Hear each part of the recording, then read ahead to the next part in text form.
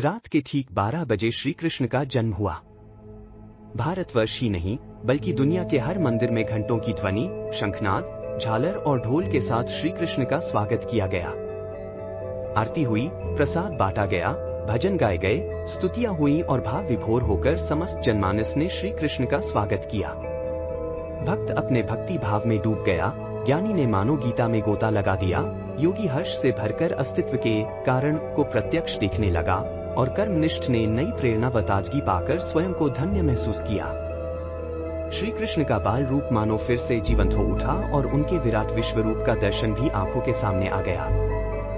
गोकुल में उनकी बांसुरी की मधुर धुन सुनाई पड़ी और साथ ही उनके पायल की झंकार कानों में गूंज उठी।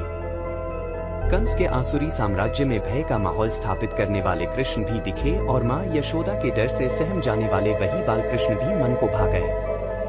एक कटोरी माखन या छाछ के लिए गोपियों के आग्रह पर किया गया उनका नृत्य याद आ गया और साथ ही कालिया नाग के फन पर किया गया अद्भुत नृत्य भी स्मरण हो आया। राधा के लिए उनका अपार प्रेम फिर से महसूस हुआ तो साथ ही असत्य के प्रति उनका अडिग विरोध भी नजर आया। अष्टमी की रात श्री कृष्ण के इस 5251वें जन्मदिन पर उनकी अन्य कई बातें भी याद हो आईं। अभिमन्यु, बर्बरीक या घटोत्कच के बलिदान के लिए वे तैयार थे, तो किसी भी परिस्थिति में धर्म की स्थापना हेतु पांडवों की रक्षा को भी उन्होंने आवश्यक माना। स्त्री का सम्मान बनाए रखने के लिए सदैव तत्पर श्री कृष्ण तब तक संयम रखते जब तक उन्हें पुकार न मिलती। अजय योद्धा होते हुए भी नियति के नियम के अनुसार रण छोड़कर भागने में उन्हें संकोच नहीं था। धर्म की स्थापना के लिए धर्म की परिभाषा बदलना भी उन्हें स्वीकार्य था, क्योंकि यदि अंतिम लक्ष्य सात्विक, आध्यात्मिक और धार्मिक आधार पर हो तो उस दिशा में उठाया गया हर कदम धर्म की परिभाषा में आ सकता है। यह उनकी सीख फिर से स्मरण हो आई। पानी में झूलते श्री कृष्ण को देखकर यशोदा के मन में जो भाव आते होंगे वही भाव हर किसी के मन में जाग उठे।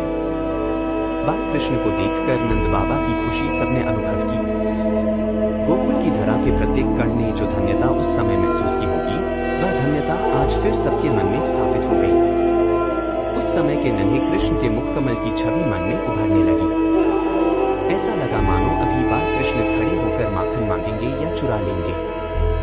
मंदिर में जब श्री कृष्ण जन्म के प्रतीक स्वरूप पर्दा हटा तो मानो आंखों से अंधकार का पर्दा हट गया। धूप की सुगंध ऐसी लगी जैसे स्वयं भगवान शंकर के अस्तित्व से प्रस्फुटित हो रही हो, मानो महादेव स्वयं इस जन्मोत्सव को देखने उपस्थित हो। पूरा वातावरण मधुर था, हर भावना सात्विक और आध्यात्मिक प्रेम से जुड़ी थी।